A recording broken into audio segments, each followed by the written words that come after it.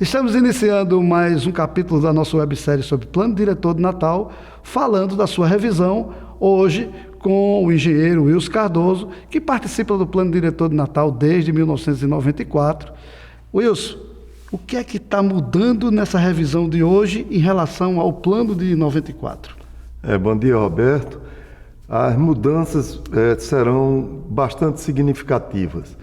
Quando nós fizemos o plano de 94, na época eu era secretário da STTU, no governo de Aldo Tinoco, o plano ele surgiu como um plano muito moderno, inclusive antecipando vários instrumentos que saíram só depois no Estatuto da Cidade para serem implementados nos planos diretores do Brasil inteiro. Você está dizendo que Natal era a vanguarda do plano diretor para o Nordeste na época? Isso, em 94 sim.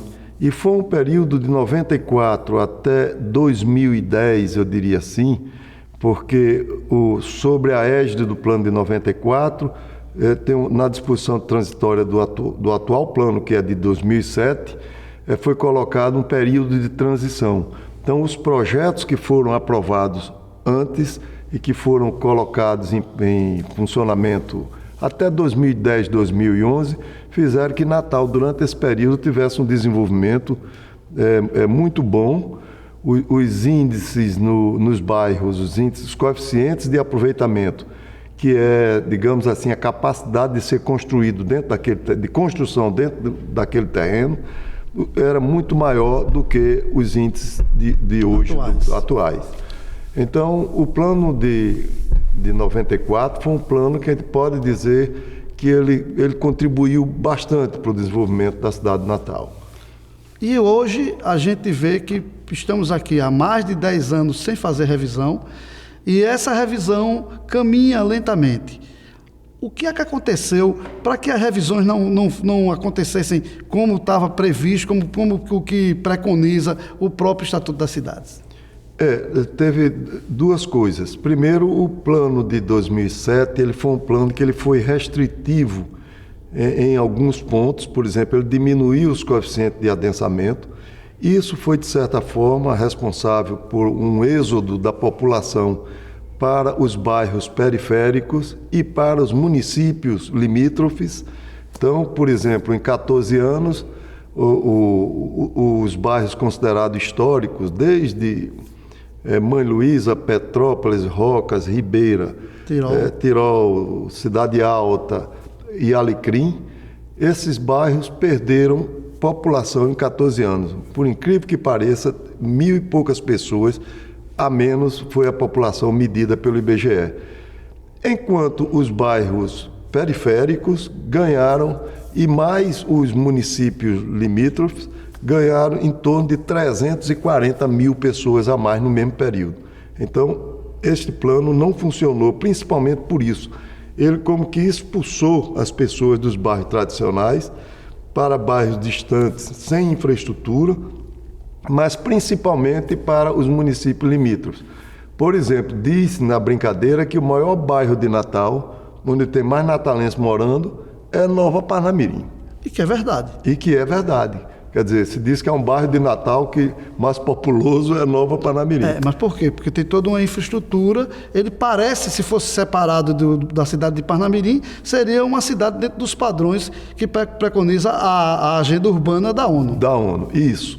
Aí o que é que ocorre? Em 2007, como houve várias restrições e muitos instrumentos ficaram para ser regulamentados posteriormente, uns em 6 meses, outros em 1 ano, outros em 2, outros em 4, eu propus que eu sou correlator do atual plano.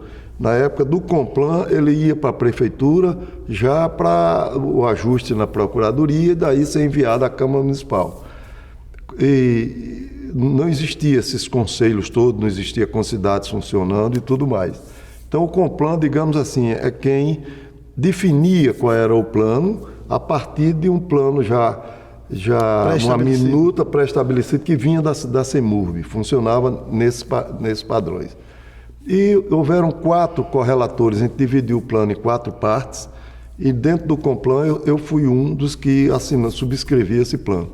Mas eu tive, na época, a preocupação de colocar uma revisão no meio do prazo máximo de 10 anos que preconiza o Estatuto das Cidades. Coloquei 4 anos, que em 4 anos a gente teria que fazer uma revisão do plano para ver se aqueles instrumentos estavam adequadamente sendo implementados. Só que essa revisão nunca aconteceu. Nunca aconteceu em 4, passou 10, nós vamos para o 13º ano, o Natal talvez seja a capital mais atrasada do Brasil na revisão do plano diretor. Mas deixa eu lhe fazer uma pergunta.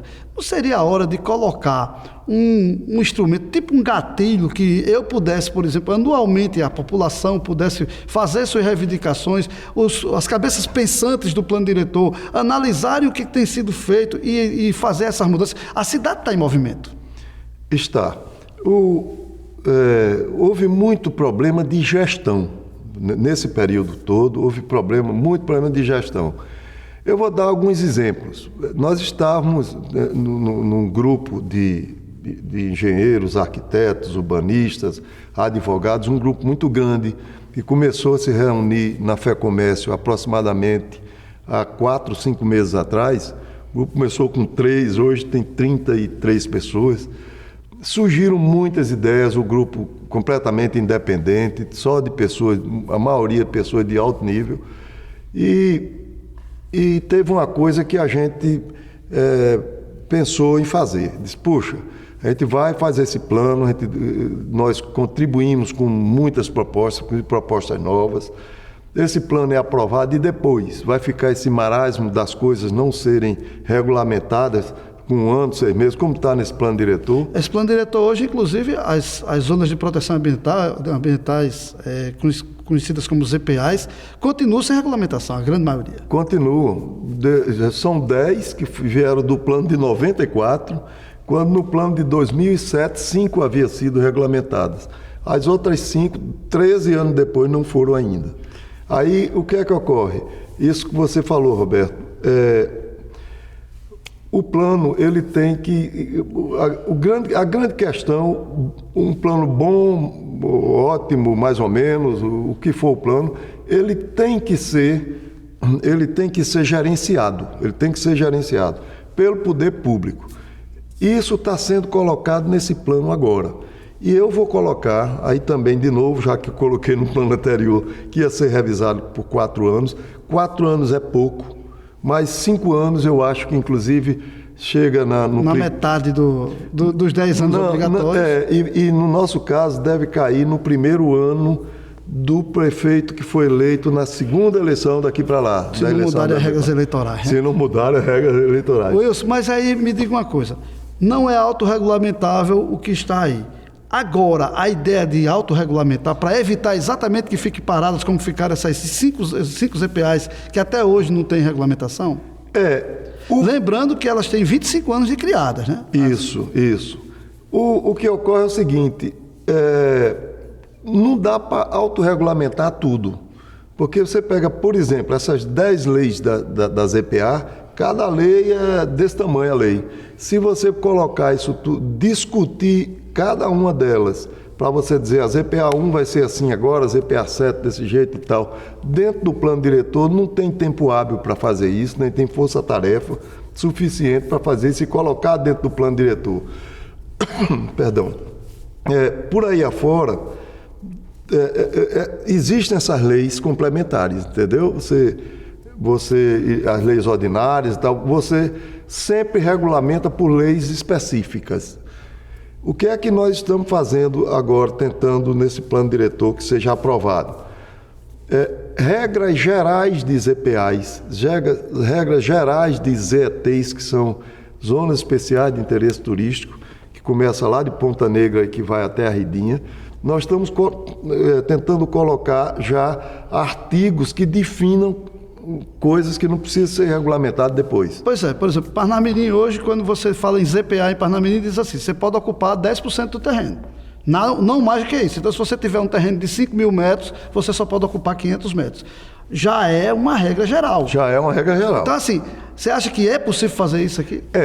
Tem, por exemplo, nós colocamos, uma das nossas propostas é que todas as EPAs, elas podem ser objetos de concessão de uso para a iniciativa privada explorar essas EPAs para educação ambiental, para trilhas, para, digamos assim, turismo cênico, etc.